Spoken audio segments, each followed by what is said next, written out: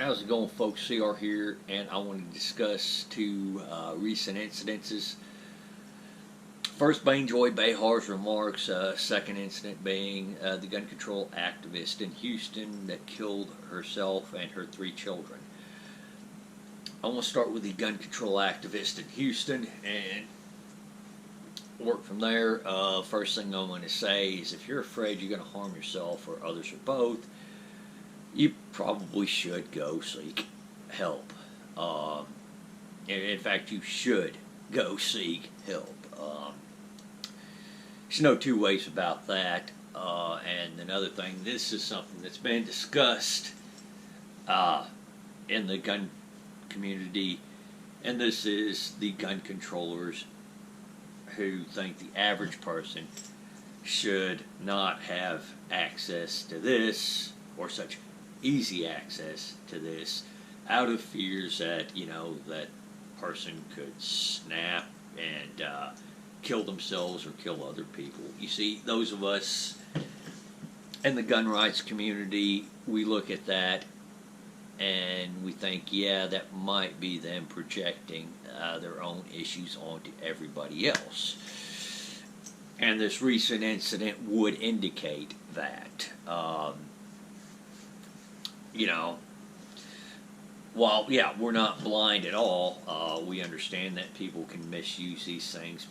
Criminals, yeah, they can use these things for crime. We also understand that these are very effective tools for personal protection, for protection of ourselves, our loved ones, our property, and so on and so forth. And while we understand we're not stupid, that, yeah, there are probably people that should not have these.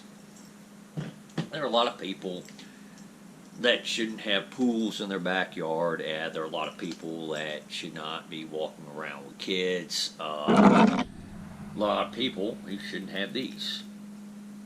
And people do. What we don't think should happen is that people who should have all those things be denied those things because a handful of jackasses shouldn't have them. Just plain and simple. Alright, so this person in Houston was an outspoken gun control activist. One of her friends said she was more Yankee than Texan, which, why she had a firearm, I don't know. I mean, if she was more Yankee than Texan. But nonetheless, she was very outspoken about gun control. She just got a divorce settlement, which she didn't like. She didn't like the idea of going back to work and having to support herself, but, that's a reality in divorce. Sorry, you're an adult. Especially if you're the one that makes the decision to get divorced, you should be prepared to deal with everything that comes with it, to include having to support yourself again. Furthermore, this person had issues with anxiety, sleep apnea, and a few other disorders. Yeah, needless to say, this person had a whole bunch of other baggage, and instead of focusing on gun control, they should have instead tried to focus on fixing or mitigating the problems they already had in life. But they failed to do so. Now, I know people on the gun control side of the debate would point to a case like this and say, well, you see, this is why we need red flag laws. Problem is, red flag laws would not have prevented this. Stating the obvious, all the people that were talked to about this said they would have never expected her to do that. They would have never expected her to murder her children and kill herself. Nobody would have been there to report her or get an extreme risk protective order put on her had they had the option in the first place in Texas to begin with. Second thing is, even if they did have those laws in Texas, well, nothing in that law would probably have her kids taken away, to protect her kids. Nothing would have required her to get any sort of help so she could get beyond those issues, or at least be monitored by trained professionals who could prevent her from killing herself. Furthermore, it's not too far-fetched to believe that after her guns were taken, that she could easily just go down to the local hardware store, pick up one of these things, use it to either hack her children to death or bludgeon her children to death, and then use a rope she bought on that same trip to the local hardware store to hang herself. Furthermore, it's not going to give anybody any more comfort to know that at least she didn't use a gun. Well, maybe the gun controllers, but even then I'm going to go out on a limb and say that's probably not going to placate them any. So, no, it's just red flag laws would not have saved this woman or her children. Plain and simple. Moving on to Joy Behar's remarks. Now, she was obviously talking about Beto O'Rourke's campaign, aka Francis, but she said, don't tell the people you're going to take their guns. Get elected first and then take their guns. Now, gun controllers are going to say, well, she was joking. Well, yeah, she framed this as a joke. It doesn't make it untrue that that would be her intentions or the intentions of the gun control side of the aisle. It's been very clear now for some decades to anybody who's been paying attention to this debate closely that this is their stated, this is your objective, to eventually take the guns or at least make it as hard as possible for people to lawfully own firearms. And there are several ways we can tell this. I'm going to go over a few examples right now. I mean, obviously, the first one is that you guys will sit there and say, oh, well, if you think we want to take your guns, you're just being paranoid. And it's usually right after you've said something like, the answer's not more guns, it's less guns, or we need to get the guns off the street, or we need to reduce the number of firearms in circulation, or we need to reduce the number of gun owners. We need to make the gun laws more stringent. It shouldn't be so easy to get a gun. Yeah. Or you guys will go and argue in defense of an outright gun ban like the gun controllers did in Heller versus D.C. and McDonald versus Chicago. You guys will sit there and say, well, Japan doesn't have a gun violence problem. Maybe we should do what Japan does. Or, the UK and Australia did something about their mass shootings, which really there's no proof that even had any effect on their mass shootings. But, okay. But you point to countries that either have outright prohibitions on firearms, or you might as well ban those firearms. And you say that's the example, but no, we're being paranoid if, we think your side of the aisle actually wants to make it impossible for the average person to own a firearm. Furthermore, with that type of behavior, why should we? I mean, I see questions on Quora all the time from gun controllers.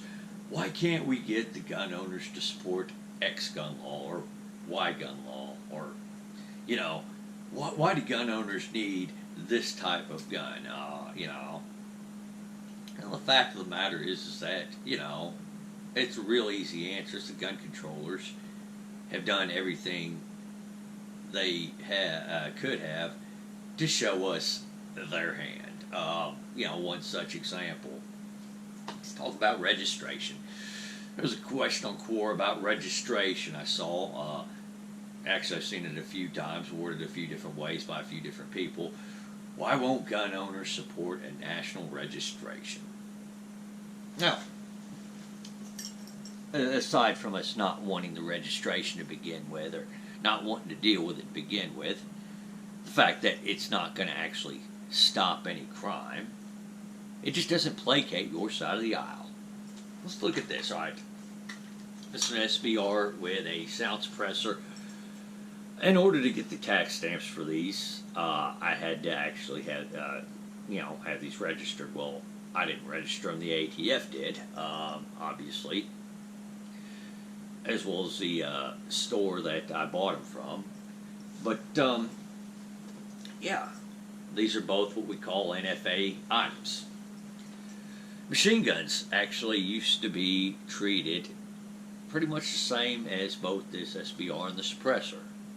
Now, they were treated like that until 1986. And then gun controllers decided, well, even the NFA process was not enough for machine guns, that we had to actually ban them. So therefore, any machine gun not put in the registry prior to May 19th, 1986 is illegal for private ownership and private possession.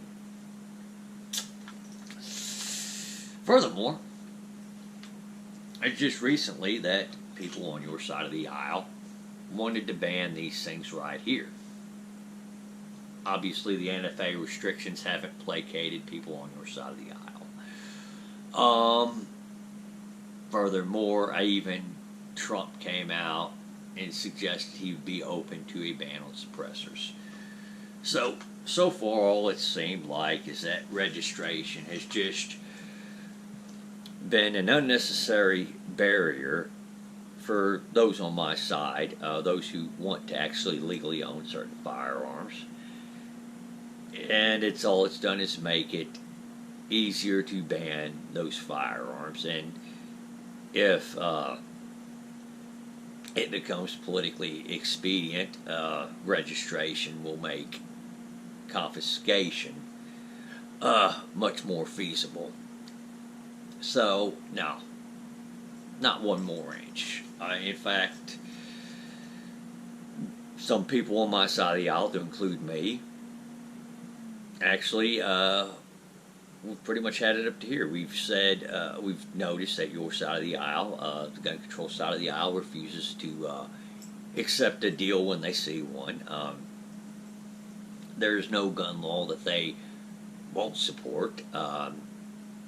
Anytime we try to get a restriction lifted that's useless, or try to get something like concealed carry reciprocity passed, which doesn't harm anybody, the gun control side of the aisle will sit there and scream about how there will be blood on the streets, or apocalyptic gun battles, or like in the case with the Share Act at HPA, where all it does is make suppressors just like any other a non-NFA firearm.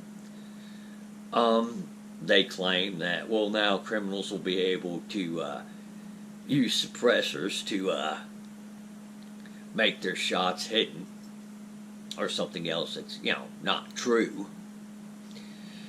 So we see this and we realize that, okay, your side, the gun control side of the aisle, is really not about just keeping firearms out of the hands of people that shouldn't have them. They're about keeping firearms out of everybody's hands and, making it as restrictive as possible. So yeah,